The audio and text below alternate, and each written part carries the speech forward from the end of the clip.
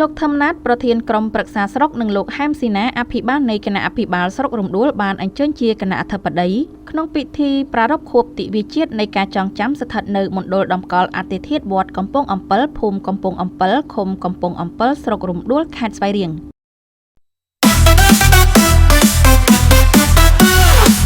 នាព្រឹកថ្ងៃទី20ខែឧសភាឆ្នាំ2025នេះលោកធម្មណាតប្រធានក្រុមប្រឹក្សាស្រុកនិងលោកហែមស៊ីណាអភិបាលនៃគណៈអភិបាលស្រុករំដួលបានអញ្ជើញជាអធិបតីក្នុងពិធីប្រារព្ធខួបទិវាជាតិនៃការចងចាំស្ថិតនៅមណ្ឌលតម្កល់អតិថិវត្តកំពង់អំពិលភូមិកំពង់អំពិលឃុំកំពង់អំពិលស្រុករំដួលខេត្តស្វាយរៀងពិធីនេះមានការអញ្ជើញចូលរួមពីលោកស្រីសមាជិកក្រុមប្រឹក្សាស្រុកលោកស្រីអភិបាលរងស្រុកលោកស្រីប្រធានអនុប្រធានការិយាល័យអង្គភាពនានាជុំវិញស្រុកប្រជាពលរដ្ឋសិស្សានុសិស្សយុវជនសសយកយុវជនកាកបាទក្រហមព្រះសង្ឃនិងកងកម្លាំងប្រដាប់អាវុធទាំង3សរុបចំនួន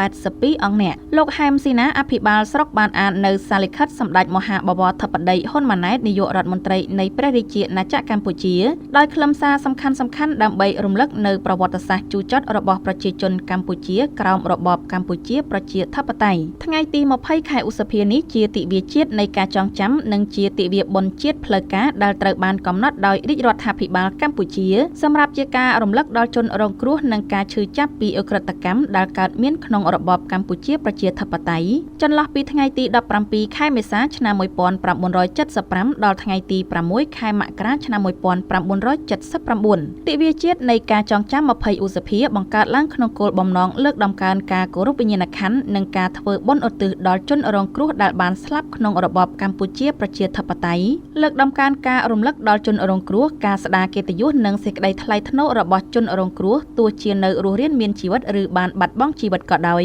ប៉ះពាល់ការឈឺចាប់ខាងផ្លូវចិត្តនិងផ្នែកសង្គមរបស់ជនរងគ្រោះនិងក្រុមគ្រួសារចូលរួមចំណែកដល់ការផ្សះផ្សាជាតិនិងជំរុញឲ្យមានសុខដុមនីយកម្មក្នុងសង្គមកម្ពុជានិងលើកកម្ពស់ការផ្សព្វផ្សាយនិងការយល់ដឹងអំពីអំពើឃោរឃៅដែលកើតមានក្នុងរបបកម្ពុជាប្រជាធិបតេយ្យកុំឲ្យកើតមានឡើងសាជាថ្មី